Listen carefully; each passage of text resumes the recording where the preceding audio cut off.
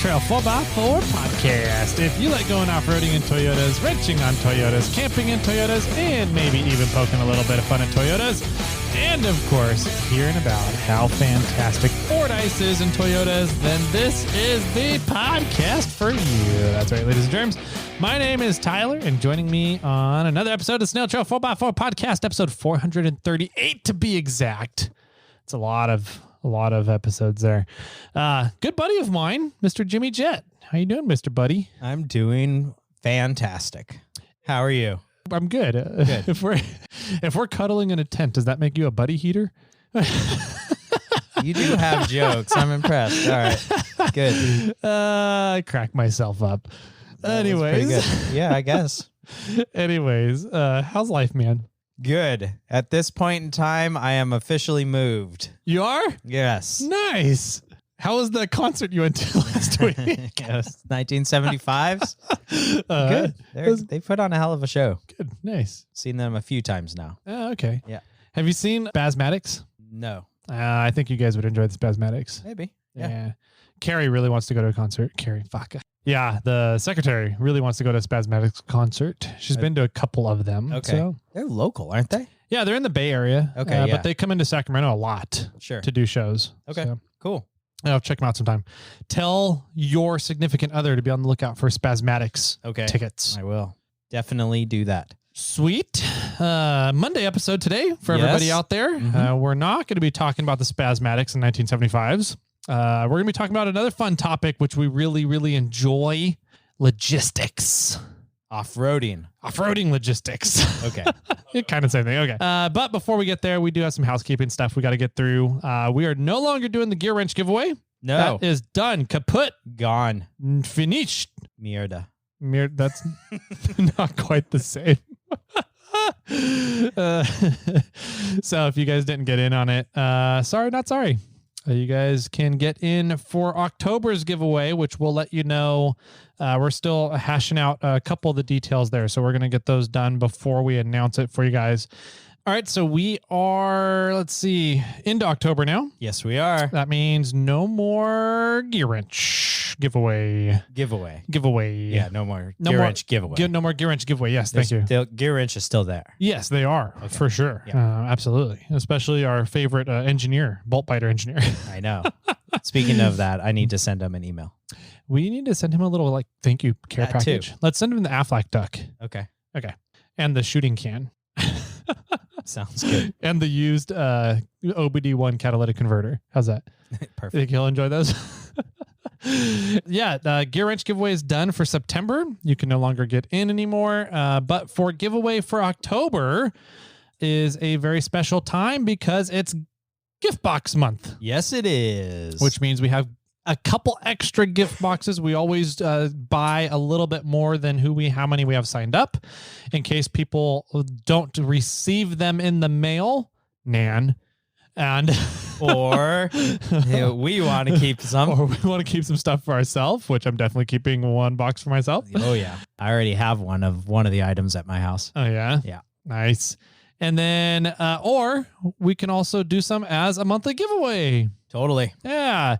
This one is, I think, can we talk about it? Have we shipped them out yet? We have not shipped them out yet. We have not shipped them out, so we can't tell you what's in the gift boxes yet. Just know that we have 2 gift boxes set for the giveaway this month, for the giveaway tier. Correct. And this would be something that if I was in the gift box tier and I got my gift box and I won the giveaway tier this month, I would like having 2 of these. Yeah. Oh, yeah. So, absolutely. Yeah. This isn't it's not a double up on tools. Yeah. It's something that there's consumables in there. Mm-hmm. Tyler's favorite gift. My favorite gift for Christmas. Yeah. So you're definitely could use 2 of these. Sweet. 2 gift boxes. Awesome. So we'll tell you guys what's in the gift boxes and thus what's in this month's giveaway. I think after Trail Hero sometime. Yeah. We have a lineup on an interview from one of the people of the items as well. We do? Oh, sweet. Yeah. Is it me? No. Oh. You're not an item in the gift box. I am an item in the gift box. No. I played with the Sibian machine on one of the items in the gift box. Do TMI. Dude, should we not go back to that anymore? Maybe not. Anyways. Yeah, gift boxes are all about, that's what's coming in for October here, which is the month before Jim's month. And so this is kind of like Jim's box. Thank you for remembering. You're welcome. Yeah. Yeah. I never forget I just broke it. Dang it. I was wondering why it was getting loose. Tyler broke something in the studio, ladies and gentlemen. I've been playing with it too much. Fidgeting with this. What do you want to call that? Microphone cable holder for one of the mic stands. Yeah. For like years now, he's been playing with that. And finally broke. I'm a little sad now. I'm not going to have anything to fidget with. Darn, you have to pay attention to me. That's why I can't even make either one of those in the trash can. Anyways. You're tall and you can't even shoot. I can shoot sometimes. Not baskets. Though. Where were we talking about before I broke the gift boxes? ADD kicked in. Something shiny over here. Yep. So we're giving away 2 gift boxes for the giveaway this month. Also, because of the gift boxes that are happening, remember that the gift box tier is now open. It's been open for 1 day, and you have all month to get in if you choose to. If you are changing tiers, please remember that you have to go onto PayPal and cancel your current subscription and then go back to iRate 4x4 and sign up for whatever subscription that you want to go in. If you're staying where you're at, if you want to stay in the tier that you're currently in, you don't have to do anything. Yay. See, we make life easy for you guys. If you simply want to sign up, all you need to do is go to iRate 4x4. Yep. Cool. Lots of good sign up options there. Gift boxes. We already have one of the items now for next gift box. Yes, we do. For Tyler's month coming up. Let's see. I don't have anything for Jim's month. No, it's not my month yet, so I'm not worried about it. Okay, cool. Yeah. I got you a receiver pin. Yay. And a gear wrench hat. Perfect. And an athletic duck. Everything. No, we're giving that away. Oh, that's right. Indian giver. Anyways, so let's see. Monday episode, we have a fun topic for you guys. I guess shall we get on over to the topic? I think that there's going to be a lot of different things to discuss. Yeah, let's do that. Okay, cool. We'll tell you guys all about other things going on as we get throughout the month here with the housekeeping stuff. So let's go right on over to today's topic. So go ahead and grab your favorite flavored monster. Mine is the mango, apparently, or the fruit punch mango. Fruit punch mango. I remember which one. It's a very colorful can. I believe you. I'm having water. You're having water. Congratulations. And we'll be right on back with today's campfire discussion. Do you want to put a Super Duty axle under a 4Runner or an FJ80 axle under a mini truck? At 4 Wheel Underground, we've designed and engineered the fitment, durability, predictability, and drivability for just about any axle you want to put under a Toyota off-road vehicle. Start your adventure with our suspension builder page over at 4wheelunderground.com.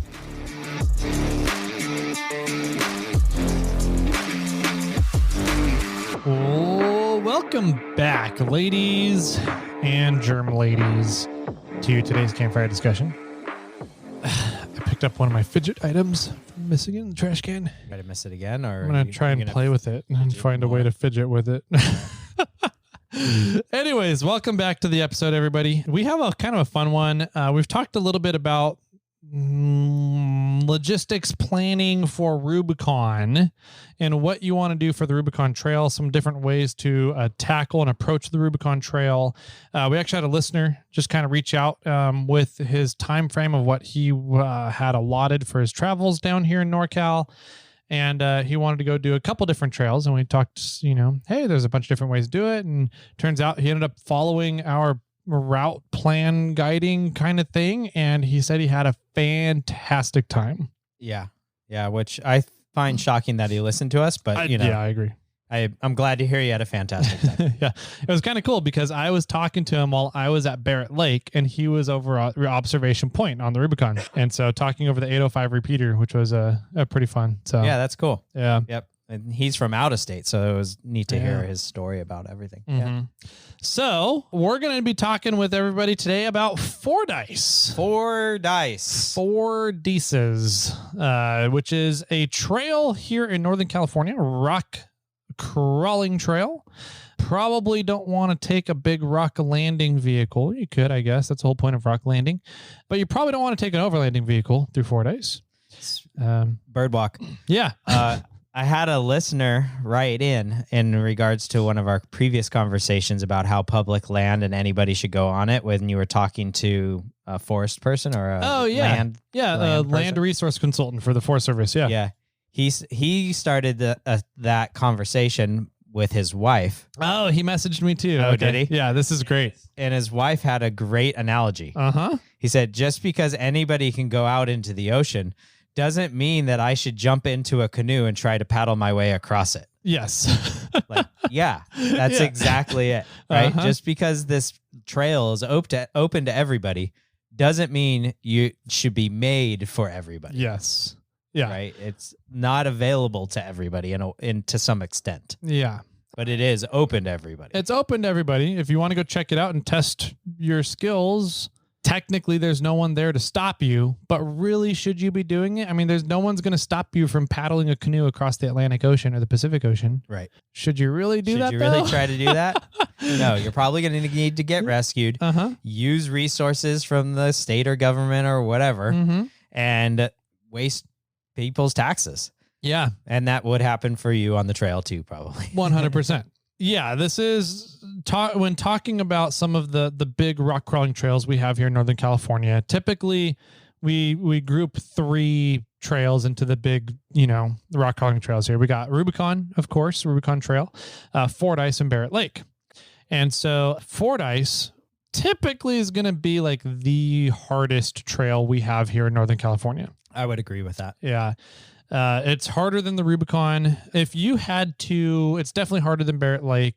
If you had to put those 3 trails on a scale of 1 to 10, how would you personally rate those trails? That's a good question. I don't know. Maybe Barrett Lake 5, Rubicon 6, and Fordyce 7 out of 10. Yeah, because though I've not been on a lot of harder trails, I do know that there's harder trails down in Johnson Valley that I've never gone on, and I know that there's harder trails out at Trail Hero, and I think they even rate the Rubicon as like a level 7. I want to say it's like a 7 according to the Sand Hollow trails. Sand Hollow trails, which go up to 15. Yeah. Yeah. So I think it'd be somewhere around there. I would say that the Rubicon's maybe around a level 7, thinking that there's trails that are going to be superior, more difficult. I had a hard time saying much more difficult. Yeah. Yeah. How's your water over there? Vastly more difficult than the Rubicon. So I think I'd rate it around there. Maybe a 5, 6, 7 or a 7, 8. Yeah. 5, 6, 7. Okay. 6, 7, 8. Yeah. Somewhere around those range. Okay. I personally would do like a 6, 7, 8, but I would do like 2 7s and an 8. I personally put Barrett Lake about the same level as Rubicon. Now, Rubicon can definitely be harder than Barrett Lake. Sure. But I tend to judge trails based on what's the easiest route through the trail. Okay. What's the bare minimum you need in order to get through the trail? Including bypasses? Including bypasses. I would put Rubicon then below Barrett Lake. Yeah. And the thing about Barrett Lake is there's just no bypasses at all. It's a very small, narrow trail. Yeah. And you have to do every obstacle. There's no getting around them. Right. So that's why I would kind of put Barrett at similar or higher than Rubicon. But I think Fordyce is a step higher than both of them. Sure. Yes. Yeah. I agree. There's a reason why the main named obstacles on Fordyce are named Winch Hill 1, Winch Hill 2, Winch Hill 3, Winch Hill 4, Winch Hill 5. Yes. And then Winch Hill 0.5 and 3.5. Yes. Yeah. Fordyce, it's a really cool trail. The nice thing that I really like about Fordyce is I never thought of it this way until we talked with our good buddy CJ with a CJ. Okay. About Fordyce. Yeah. And he said that Fordyce is an awesome trail that you can start at the Eagle Lake's end, and it just gets progressively harder as you go. There's not like a gatekeeper that will keep you from going in the trail if you can't get past it. So you can kind of just go into Fordyce and keep going until you're like, okay, I'm up out of my league now, or I'm above my skill level, and turn around and leave. Yeah. Kind of thing. that's kind of what I like and what I think is kind of a nice feature of Fordyce. But with that being said, it's a nice long trail. Yeah, I don't know how long it is. It is, I believe, 12 and a half miles. Yeah, I was going to say like 15, but so 12 and a half-ish miles. Yep. From the trailhead at Eagle Lakes to Meadow Lake. Correct. Yep. Okay. Yep. And over about half of the trail, if not more, a little bit more, is kind of just trail rock crawling until you get to Winch Hill 1. Yes. And so there's some river crossings in it. There's some really gnarly obstacles. There's some beautiful camping there. And there's multiple ways in and out of the trail. Yeah, there are. Mm-hmm. So there's a lot of different ways when you start looking at planning a trip to Fordyce. There's a lot of different ways to figure out how you want to do a trip to Fordyce. And there's a lot of ways that you can be like, oh shit, our trip is completely not on plan anymore. What do we do now? There's lots of ways to kind of ad lib and alter your plan in order to still make the best of what could be a terrible trip on another trail. Sure. Right. So how do we plan for a trip to Fordyce? What are some things that we want to be looking into? How do we start planning a trip up to Fordyce? Sure. I think the first step to plan to Fordyce is how long do you want to actually drive the... Yeah. Or how about this? Let's take a step backwards. Is my rig ready for Fordyce? There you go. That's a good question. Right. So what would you say would be a minimum vehicle requirement for Fordyce Creek Trail? I think for a shorter wheelbase vehicle, you should really be on 35s and lockers front and rear and still expect to winch at multiple points in the trail. And all the protection. You need all the armor, all the protection, expect to use it. If you're a longer wheelbase vehicle, so a 4-door vehicle, you really want to be on 37s, 38s, something like that, with lockers front and rear, winch, all the protection, plan on using all those things. I think if you're on a longer wheelbase vehicle on 40s, you can get through the trail and lockers and winch and everything. You can get through the trail just fine without really relying on messing up your sliders and your skid plates and everything. But especially a 2-door on 40s, I think you've got plenty of ground clearance to get through everything. But I think bare minimum, the Forest Service tries to maintain the trail for a 2-door Jeep on 35s to struggle. Yes. And a 4-door Jeep on 37s to struggle. And I think I think that's a good spot of where the trail actually is right now too. I agree. During Sierra Trek, I was one of the trail crew, and my adopted Jeep was I had a JK 4-door and a TJ 2-door, both on 35s. Okay. Yep. And the 4-door JK was just sliding on top of everything. Like side by side. Yeah. The 2-door was able to clear a lot of things because the breakover angle is much better. Yeah. But they both were able to do the trail. Yeah. And didn't need to winch. But also there's spotters all along that trail during that event. Yep. So I would say that's really about it. So I would not hit the trail with 33. Yeah. I would highly advise against it. Nor a Dana 35. Yeah, don't take we're already big proponents of not taking a Dana 35 on the Rubicon. You definitely don't want to take a 35 on Fordyce. Right. Yeah. Okay. Now that's out of the way. Yep. I think the logistic is really if you want to do a multi-night trip on Fordyce or if you're just doing a day trip. Yeah. So I'd like to just talk about day trip real quick. Yeah. Especially since committee is currently open. It is open right now. Yep. Yeah. I don't know when they're closing it again, but supposedly they're going to. I don't think they finished with the dam work. They did not finish with the dam work at Fordyce Lake. So there is still plans on closing up Rattlesnake Road Committee Crossing in the future. They're just not sure when yet. Right. And what are we? We're October of 2023 right now. So, plans may change here in the future if you're listening to this podcast and trying to understand how to do logistics on Fordyce. Yep. Just check out if that the road is open. Yeah. Because they are doing work out there. Yep. But anyways, doing Fordyce, if you're coming from like Sacramento area, is a fantastic day trip trail. It really is. Because you can start it, if you can tow up to the trailhead, there is parking for tow vehicles at the trailhead. But very little. Not a whole lot. Not a lot. But there is. There is a ton of trailer parking at Cisco Grove down in the truck lot. Mm-hmm. And as far as I know, you just kind of buy something from the convenience store. Yep. And they call it okay. Yeah. Spend some money with the people that own the property there, and you'll be fine. So if your vehicle is street legal, then that works out well. If your vehicle's not street legal, then you need to find parking close to the trailhead. Mm-hmm. That trailhead down at Eagle Lakes is fun because that also has the trailhead for Signal Peak. Yep. And you can bomb up the harder side of Signal Peak. There is a YouTube video out there about that if you really want to look it up. Do you know what channel that's on? Oh, Snail Trail 4x4. Yeah, you can find a lot of these trails out there. Yep. Except for, I don't think Fordyce. I don't think I have one on Fordyce. Anyways, so starting at Eagle Lakes, doing a 1-day trip, you'd wheel in. You can, you wheel across Sunrise Hill.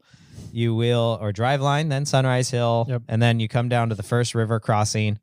And then you wheel along a little ways more and you come to Winch Hill 1. Mm-hmm. At 0.5, which is just a ledge more or less that you have to climb. Mm-hmm. And then during that time, you're wheeling along a river and there's like a small little, I don't want to say pond, but there's like a big open area swimming hole, and a little waterfall. And there's some good obstacles in there.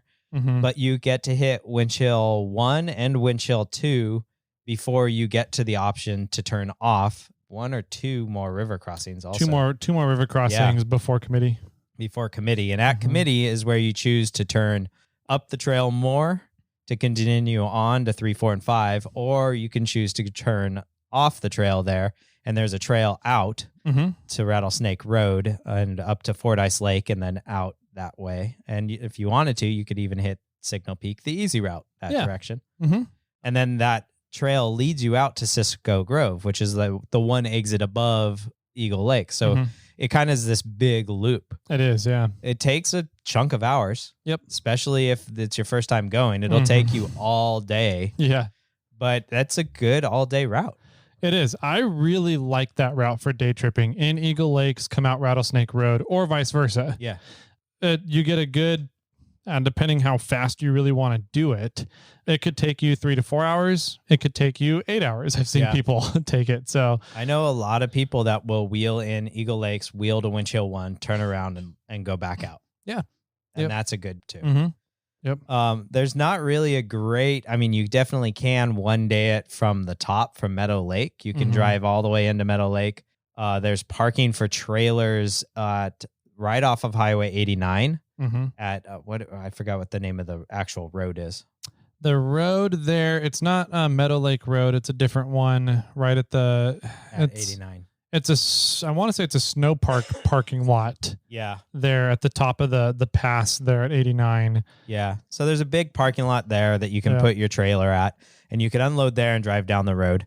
Where you turn off in the dirt road, don't follow Google. Never follow Google to Meadow Lake. Never follow Google to Meadow Lake. It will tell you the wrong way to go. Yep. It'll tell you to turn off too early. Yep. So use Onyx or another app out there, or do your research and figure out where to turn. Yeah. But don't use Google because it'll tell you the wrong way.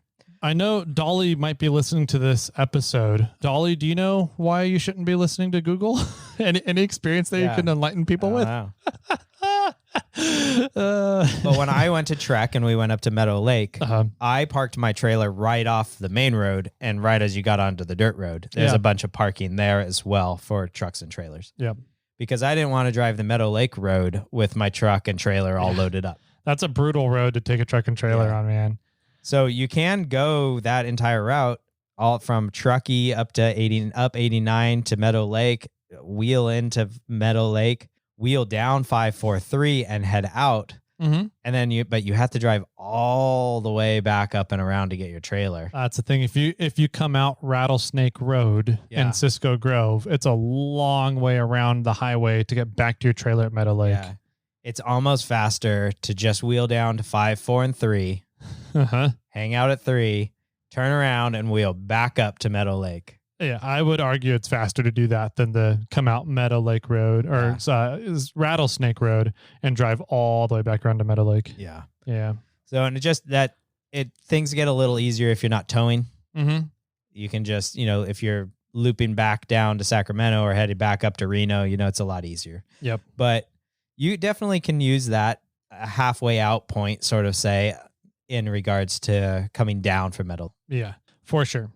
So there's 3 entrances to the trail, right? There's the Eagle Lakes, there's Rattlesnake Road, and Meadow Lake. Correct. Are kind of the 3 entrances and exits from the trail. And so your easier end of the trail is Eagle Lakes. Your harder end of the trail is Meadow Lake. And then kind of in between is Rattlesnake. And you can go in Rattlesnake, come out Meadow. You can go in Rattlesnake, come out Eagle. You can go in Eagle, go out Meadow, go in Meadow, go out Eagle. There's lots of different ways, permutations to run the trail there. And I honestly think that what you said earlier is exactly kind of what people need to decide is what is your time for your trip? Yeah. What do you want to do? How many days are you going to be down there to be able to run the trail? Yeah. Yeah. And so for the most part, we've only ever been talking 1-day trips so far. So far, yeah. So if you wanted to do a multi-day trip, how would you break it up? That's a good question. If we were doing like a 1-night, 2-day trip and I was trailering, or am I trailering or driving? Yeah. Because that changes everything with this trail. Okay. Let's say you're trailering. So say I'm trailering and I have a multi-day trip. I would guess that the majority of people that are hitting Fordyce are trailering. I would agree to that. I think a majority of people out on Fordyce are probably trailering. Yeah. There are probably some more local people that can drive because it's not terribly far, but it is a trail that is difficult enough that there is the danger factor that you're going to hurt something and you're going to want to have a trailer there to get your rig home. Yes. So let's go with trailer logistics. So we're trailering there. We have 2 days, 1 night on the trail. Sure. I personally would start at Eagle. Okay. And drop the trailer at Cisco Grove. Yep. And then go in Eagle Lakes and go all the way to Meadow in 1 day. Really? Yep. Okay. And then I would camp up at Meadow Lake. And on day 2, I would come back down 5, 4, and 3 and go out Rattlesnake Road and end back at Cisco Grove. Yeah. So you end up doing like, to me, the trail is absolutely gorgeous between Eagle Lakes and Rattlesnake Road, committee crossing, right? Yeah. Uh-huh. Beautiful trail. There's some good obstacles in there too. Then it's just going to beat the hell out of you though. That's like that part of the trail is the part that I don't like the most because it just beats you up nonstop. And there's not big obstacles to really stop and, jeer people on at and have a lot of camaraderie at. Whereas like the second half of the trail, which is really like it's 1/3 of the trail, but it takes the same amount of time to do as the first half. Right. Yeah. Is Winch Hills 3, 4, and 5. So you're saying from Eagle Lakes to Committee is 2/3 of the trail, and then from Committee up pretty much in Meadow terms of, is 1/3? In terms of distance, yeah. Okay. Total drive distance, yeah. But time-wise, they're probably 50-50? About, yeah. Unless you're very familiar with the trail and have a very capable rig, the average person, it's about 50-50 time-wise. Sure. Okay. Yeah. But 3, 4, and 5, that's the fun part of the trail, in my opinion. The first half of the trail. Winch Hill 1 is a blast. It is. Winch Hill 1 is fun. But 3, 4 from Committee and the river to Meadow Lake is the fun part of that trail. Yeah, for sure. Yeah. And so, in my opinion, you want to do the first half of the trail just for the scenic side of it, right? Just to enjoy that river, riding alongside the river, all the river crossings, stopping at a couple points to go swimming, going down, checking out the wagon wheel area and go do some swimming there in the waterfall. There's a lot of really cool stuff to see and experience in the first half of the trail. The fun wheeling, though, in my opinion, is in the second half of the trail. Sure. So you start early in the morning, meander your way on up to Committee Crossing, have lunch at Committee, and then do Winch Hills 3, 4, 5, go up, set up camp at Meadow Lake, and have dinner. And then the next day, come down 5, 4, and 3. So you get to have that funness on the way back down now. And then once you get down, you can head out Rattlesnake Road, stop and have lunch at Fordyce Lake, go for a dip, go for swimming there a little bit, head on out to your tow rig and pack up and head home. Yeah. That's a good route to do. Definitely. But day one. Day one is a long day. Is a very long especially if it's your first day on the trail. And you've never done it. Yes. I would say, what do you think? You'd take 10 hours? I would say plan on 8 to 10 hours 8 easy to 10 hours for your first time on the trail. just the trail driving. Yeah. So that's a lot. I mean, Sierra Trek pulls in 50 people. They have spotters at every obstacle, and they average 12 to 14 hours getting people through. Yeah. So my way is a little less time involved. Okay. Because I would wheel to committee. Okay. Spend the night. Mm-hmm. And then wheel from committee to to Meadow Lake and out and around. Okay. So day 1, you'd wheel in at Eagle Lakes and you do wind chills 0.5, 1, and 2. Okay. And then you get to the river crossings and you make camp. Okay. You can go swimming in the river, relax, hang out. There's some fun play lines right there if you want to play around and wheel some more. And then, spend the night. And then the next day, wheel up 3, 4, and 5, get to Meadow Lake. You can relax, go swimming, clean off, jump in your rig. And you do have to then drive around if your rig is street legal. Yeah. If not, I would wheel to 3. I would probably wheel to 3, 4, maybe 5. Okay. I would probably go, I mean, you're so close. You might as well go to 5 if you got up 4. But I would definitely hit 3. A good trip to do is you wheel from committee, you go up to 3, you play around at 3, and then you turn around and you go out Rattlesnake Road from there. Okay. If your rig is street legal, I would go all the way through. Yeah. If your rig's not street legal, I would probably go play at 3 for a little while and then turn around and go back. You think so? For somebody who's never been on the trail before, you would say skip 4 and 5. Don't even go look at it. Just play around at 3 and then turn around and go. If you've never done the trail before and you want to do it, I would go and hit. You could even get to Meadow Lake. Because once you've done 5, it's not very far to Meadow Lake. Yeah. So I would either hit 3, 4, 5, turn around and head back, or I would go to Meadow Lake and head back. But 4 is fun. 4 is a lot of fun. 4 is I can't say that word. Arguably? Thank you. Arguably one of the hardest wind chills. The box at wind chill 3. The box at wind chill 3, like wind chill 3 is the hardest option. In my opinion, of what you have to do, like what's the easiest route through the trail? Yeah. Wind chill 4 is the hardest wind chill. Yeah, because there's no bypass to 4. No. Yeah. You have to go up it. Yeah. Where 5 has a bypass, 3 has a bypass, 1 has a bypass, 2 doesn't really have a bypass, but two's not really that. It's not that difficult of a hill. Yeah. Fun fact, I have driven up without winching every single one of the wind chills. Yeah. I haven't done 1 yet. I've done the box in 3. Yeah, I've done 1. Oh, you did the box? I've done the box in 3. How long ago? It was like 10 years ago. But I've done them all. I've never done them all on the same trip. Okay. And nowadays, I don't think I could do 3. Yeah. I can do 1, 2, 4, and 5. I don't think I could do the box in 3. Or I would get a lot of body damage. I don't think your axles are wide enough. You kind of almost have to wedge yourself up and through 3. Yeah. You need wider axles to do that. Yeah, well, we'll see. Maybe one day I'll throw myself back in there. But yeah, so that's pretty gnarly. If you had 2 nights, I think then I would definitely go in Eagle Lakes, wheel up to committee, spend the night. Then the next day, wheel up to Meadow Lake, spend the night. And then from there, you could either wheel down and out Rattlesnake Road like we were talking, or wheel out Meadow and around if you have a street legal vehicle. Yeah.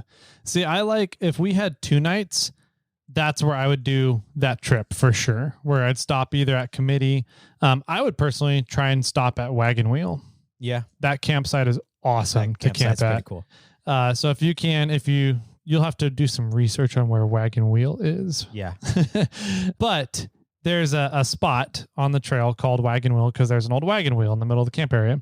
And it's right at this big swimming hole waterfall spot too.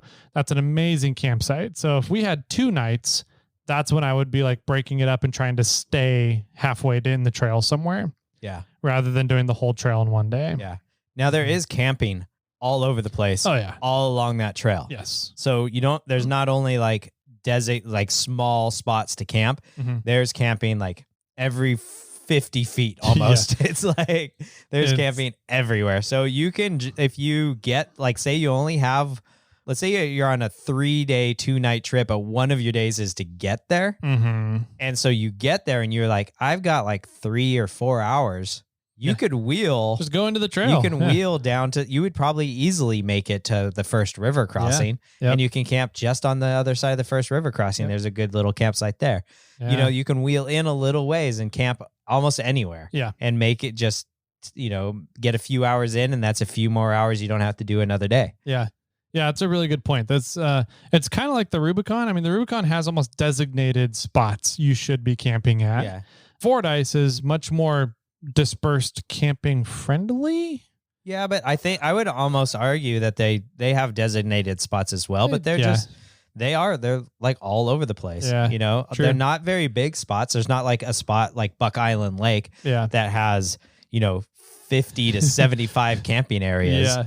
But, you know, Committee has a dozen easily. Yeah. So there's a lot of camping opportunities all along the trail. Especially if you go into Committee, there's just on, I guess, the trail side of the river, there's a couple of really big kind of rock wall ledges. Park and camp and set up your tent right at the bottom of those. Yeah. Perfect. Don't do that. Don't do that. I'm just kidding. There's, before you get to Committee, there's trees and there's all camping inside of there. Mm-hmm. Even if you're at Committee and you still want to continue up the trail, there's some camping right as you travel up the trail, up these rock ledges that Tyler's talking about. That's the play area. Buggies will come down and play in Committee on those ledges and the rock walls there. So there's also some really good camping just on the other side of the river. Mm-hmm. In the trees as well. Yeah. A fun little story. One time we were camping over on the Committee exit side of the river, and we were like one of the farthest campgrounds or campsites up in the trees. Okay. And we were camping there and we were hanging out all night long, and it was a no burn time. And so we put like a Coleman lantern in the fire pit. We're all sitting around talking, you know, went to bed that night, you know, put the Coleman lantern out and went to bed. And then the next morning we all wake up and we're all sitting around the campfire eating breakfast, and 2 rangers come down. Okay. And the rangers are like, we just, you know, bullshitting with the rangers, talking to them. And they're like, did you guys have a fire last night? Uh-huh. We're like, no, we didn't. They're like, would you mind if we checked the coals? Sure. Go ahead. They put their hand down there and they're like, yeah, it's cold. We're like, yeah, we put the Coleman lantern in there and we all sat around the lantern last night. And they're like, oh, that works. That's great. Yeah, perfect. Nice. You know, but rangers do come out there and Absolutely. check the land and check the fire permits and things. So you got, I guess fire permit is something we could talk about. Yeah, absolutely. Yeah. Yeah. Fire permits for you sure. You do need a fire permit to have a fire out there when fires are allowed. Mm-hmm. Because this is also the same sort of thing that happens on the Rubicon. Sometimes they completely turn off fires and you're not allowed to have any fires in the forest. Yep. But even if you are allowed to have fires in the forest, you do need to go get a fire permit. Yep. Which is super easy. The easiest way is to go online, and I'll put a link down in the description. I don't remember what it is. You can probably just Google California fire permit and get that. And you have to watch a little video, and then you have to answer a few questions, and then they give you a digital copy. Yep. It's the same video, same questions every year too. Yeah. So the not as easy way to go, but what you do from there is once you get the permit that they spit out on your screen, you take a screenshot of it. Yes. And then save that under its own folder in your phone. That way, when a ranger comes up to you and asks you for your fire permit, it's easy to find. Yes. You're not having to scroll through your entire picture gallery to try and find your fire permit. And I've spoken to one of the California state, I don't know what state forest leaders. Okay. And digital copies are good. Yep. They prefer them, actually. Yep. That's what I've been told. I even asked El Dorado National Forest, who I got in trouble with the first time because she said that digital copies were not legal. And I went and I asked a bunch of rangers that were out at an off-road event. I was like, hey guys, I'm just curious. Are digital copies okay for our fire permit? They're like, yeah, we prefer that because that way you're not having to worry about ink smearing and trying to match up signatures or shit. And I was like, okay. So I told them the story, and they're like, yeah, she's retiring. Where you don't need to worry about Yeah. the stuff she says. I was like, I okay. spoke to her boss. Oh, okay, nice. Yes. Okay. So, digital permits or digital copies of the permit is fine. Yeah. A not so easy way to get a permit is you actually stop off at a fire station or a Cal forest ranger station, and they can issue you a permit. Yep. Mm-hmm. But that takes a little bit of time out of your schedule. What's funny about doing that is they don't test you or anything. No, they hand it to you. They hand you the I paper think they permit. ask you, like, you know how to put a fire out? You know, you have a shovel with you? Like, do you have a bucket of water next to your fire? Yeah. That one's just weird to me because like you go into the ranger and like they don't test to make sure you really know the proper way to put out fires. correct, yeah. And how to handle fires. Right. They're just like, yeah, do you have a shovel with you? Okay, cool. Do you got extra water with you? Okay, cool. Here's your permit. Yeah, You're exactly. Just like, what? Yeah. Okay. All right. Well, I think that's good. We're beating that dead horse. Why don't you talk a little bit about communication on the trail? Is there any communication availability? Fordyce is actually one of the best communication trails in Northern California. Communication availability. Really? Yeah. Signal Peak has an AT&T tower up on top of it. So if you have AT&T, you've got pretty much full signal, 5G plus throughout the entire trail. Yeah. It's really nice. For those that don't have AT&T, you still have got pretty decent coverage. Like Verizon, you still get coverage, texting coverage throughout the trail. Right. There's still decent coverage for Verizon out at the lake as well. You get some 5G out at the lake near the dam, Meadow Lake, sorry. Yeah. T-Mobile, forget about it. You're not getting shit out there. No. But ham radio covers actually pretty well as well. There's not the 805. You can hit the 805 from the high points, but you're down in the Fordyce Canyon for the most part. Right. So the only time you can really hit the 805 is when you're up at Meadow Lake, up at Committee Crossing, up on the top near Rattlesnake Road.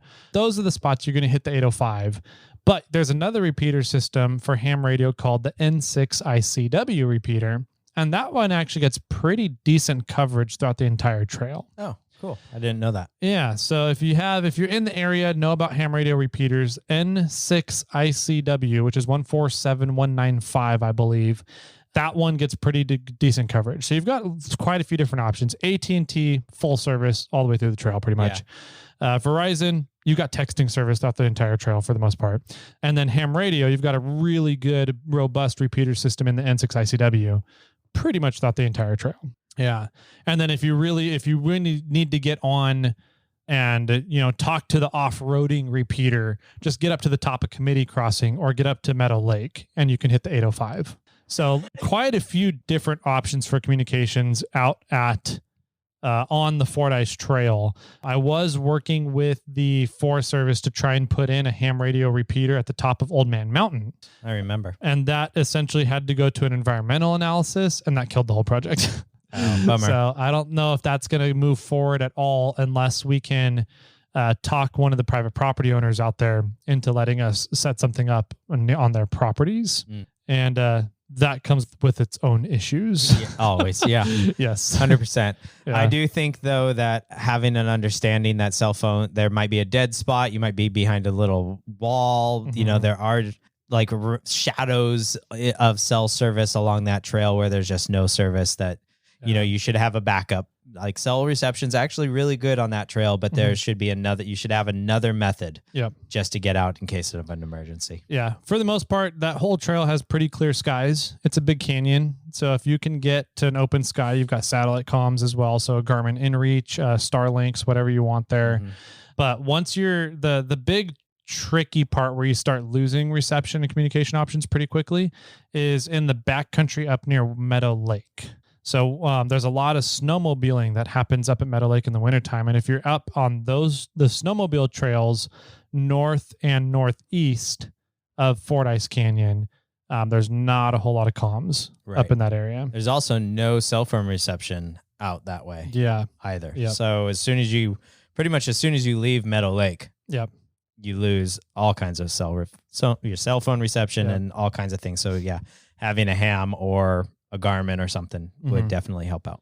Yeah, for sure. The ride into the egress points for the trail. So you got Eagle Lakes, Rattlesnake Road, Committee Crossing, and Meadow Lake. Eagle Lake is a paved road into the staging area. It's a dirt road with some potholes for about 200 yards. Yeah, super short. Yeah. Pretty short. So that's really easy to get into. You can get tow vehicles pretty right up to the staging area.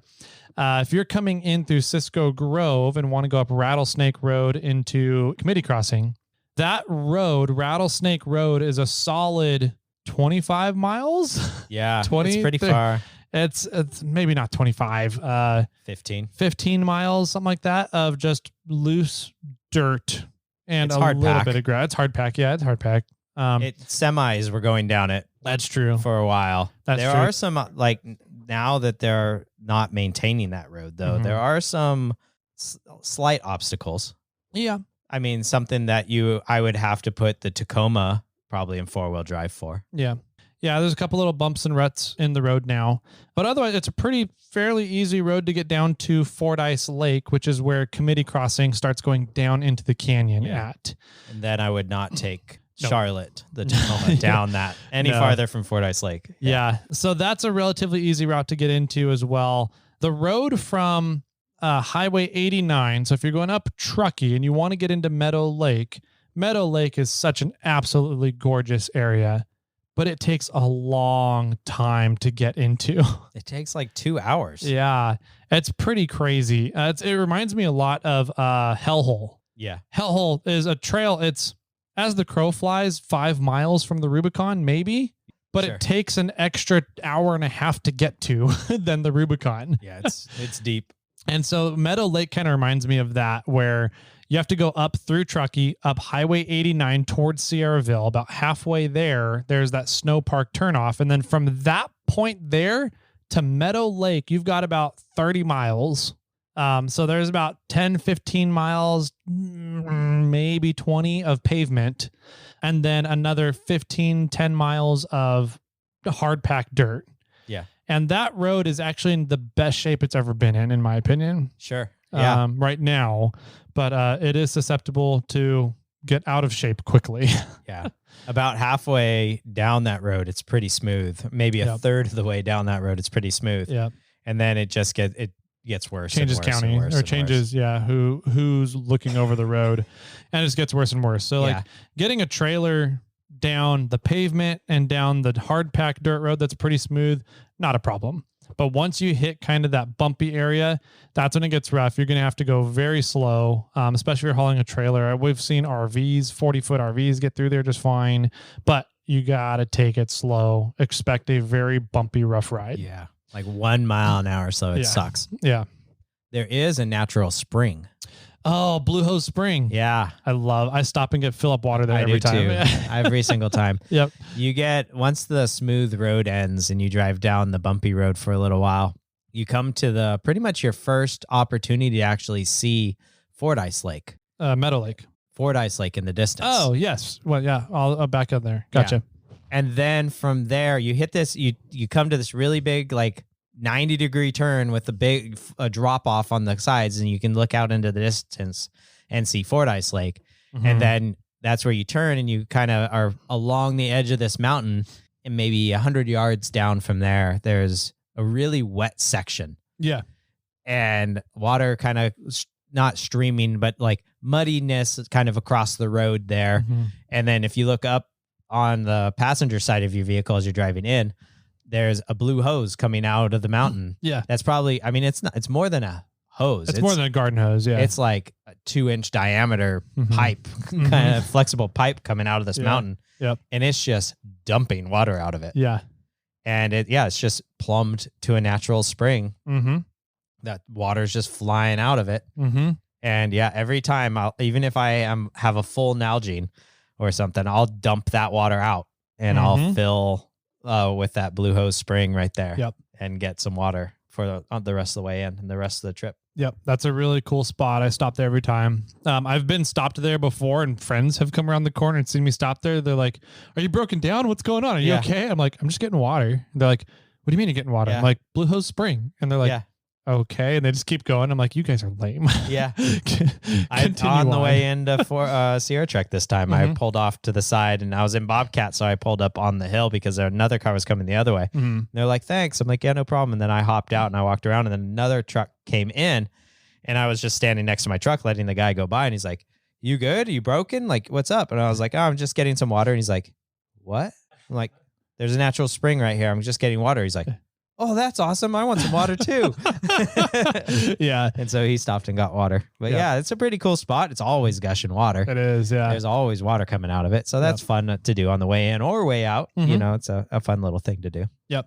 Also on your way in, there's a turnoff called Lacey Peak. Yep. That goes up to the top of Lacey Peak there.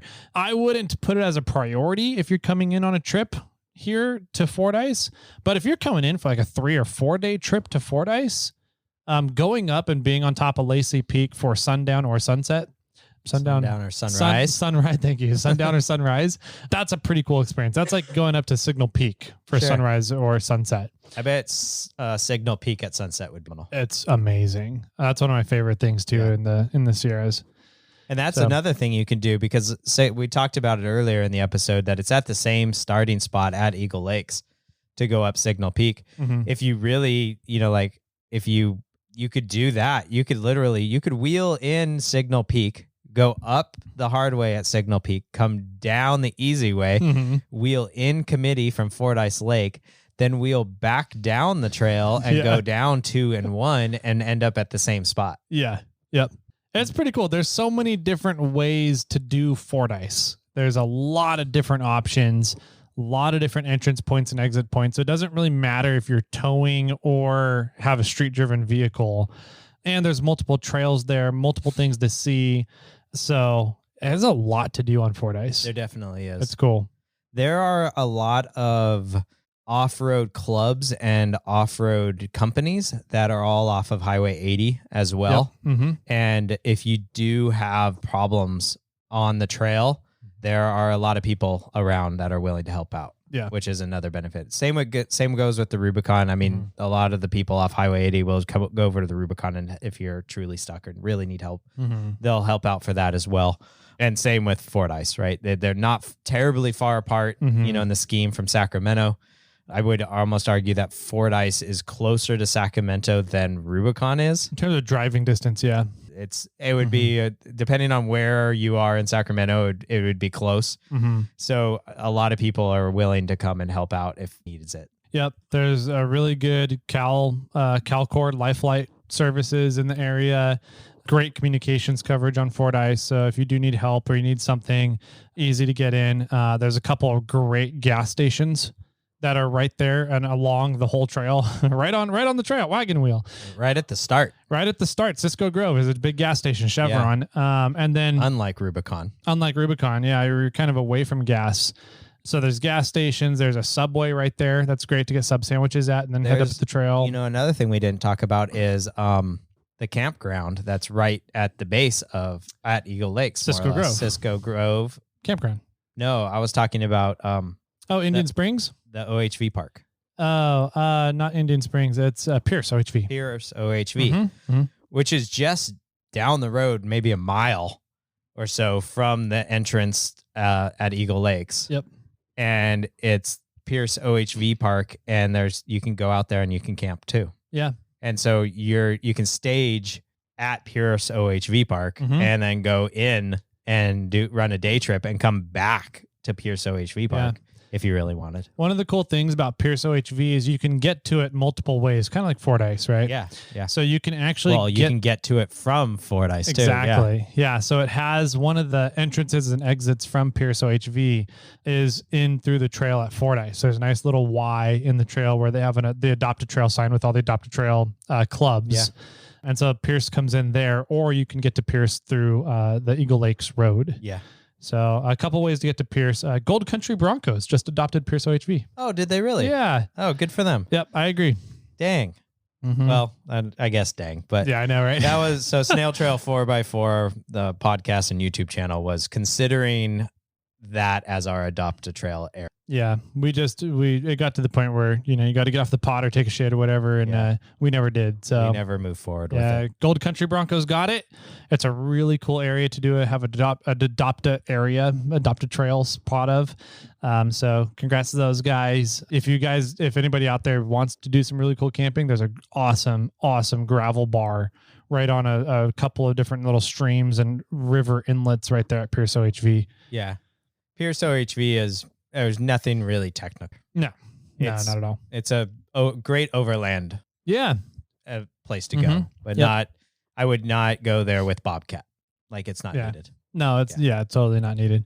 Great little camping area. Not on off-roading. It's more like an OHV camping area than it is an OHV trail system. But it'd be a great staging area for day trips in and out of Fordyce, if that's something new. Yep, that's where Sierra Trek stage is at. Oh, I didn't know that. On that big old gravel bar. Yeah. Okay, cool. So lots of different options there. I think it really, when it comes to Fordyce planning, it really comes down to how much time do you have and what are your priorities to see? Is your priority to do the wheeling and the technical stuff? Are you trying to challenge yourself, or are you trying to enjoy the canyon? Are you trying to enjoy the river camping? Maybe you're just out with the kids for a weekend and they just want to go swimming at the fun swimming holes, and that's your priority. There's a lot of different ways to set up your priorities and what you want to do at Fordyce. I think it just comes down to how much time you have and what are your priorities. What are you trying to do? Yeah, I think that's a great way to put it. Planning is the number one step. Yeah. And figuring out what you want to do. If you just want to go hit it and wheel and, do a day trip, then there's a lot of options for you. Go up to Truckee and come down 543, go back up 345 and go home. Yeah.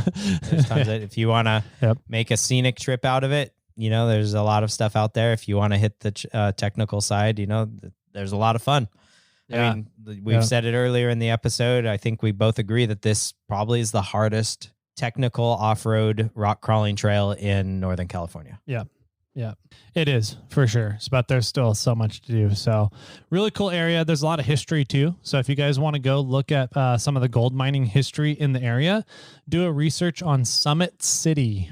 Yeah. Summit City. And there's a bunch of really neat historical spots along Highway 80 as you get up into that area. China Wall is another really cool spot. Well, I don't know if it's cool, but there are some big interesting things done at China Wall with regards to the railroad and how they made it through the Sierras. Yeah. There's a lot of history. Interesting. Hell of a story. That's a good way to put it at China Wall. So a lot of historical value for the Fordyce area as well. If you guys are into history, a couple things for you to look up. If you know where to go, there's an old brothel that's still standing out there. You can go explore that and say hi to the old brothel. There's a cemetery. Yep. I still haven't been to the cemetery. Oh. Yeah, I need to go check that out. Yeah, I need to go check out the cemetery next time I'm there. But yeah, lots of really cool history in the area too. So if you guys are history buffs, another great trip for history buffs is to get out to the Fordyce area. Yeah, and there's old mining equipment scattered almost all throughout the trail. There's open mines still. Yeah, throughout there's a few throughout the area up at Meadow Lake. Yeah, not just the one right off the trail. There's other mine shafts all over the place up there, especially up by Winchell 5. Yes, there it's primarily, but there are between 5 and 4. There's an old cistern. Thank you. Cistern. Yeah, big old cistern and old mining equipment. And down at Winchell 3, at the community, there's all kinds of broken mining equipment. And, wagon wheels in multiple spots. I think there's a couple steam donkeys down there. Yeah. Yeah. Mm-hmm. So it's kind of really interesting to see all this stuff as you're driving along. You're like, what the hell is that? Yeah. There's stuff in the river, so be careful swimming in the river. Yeah. Too. Well, cool, man. Fordyce Logistics, Fordyce Planning, trips to Fordyce.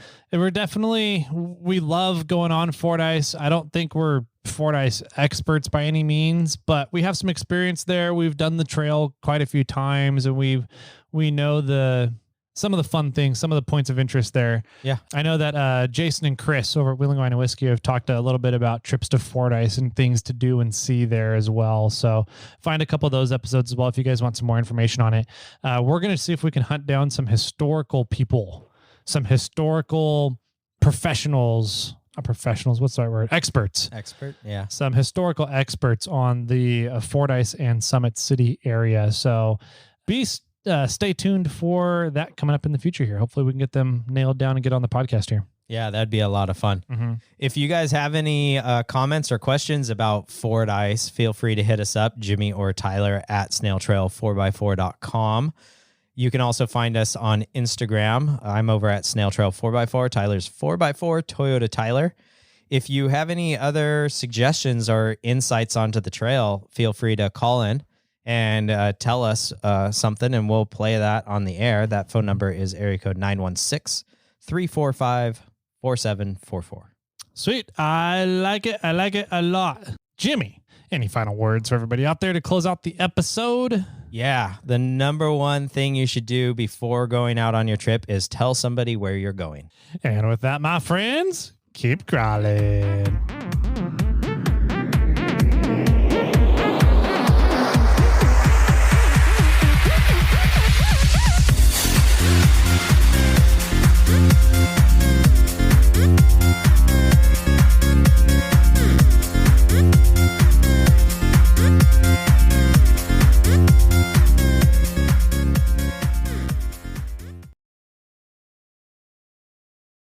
I got one for you.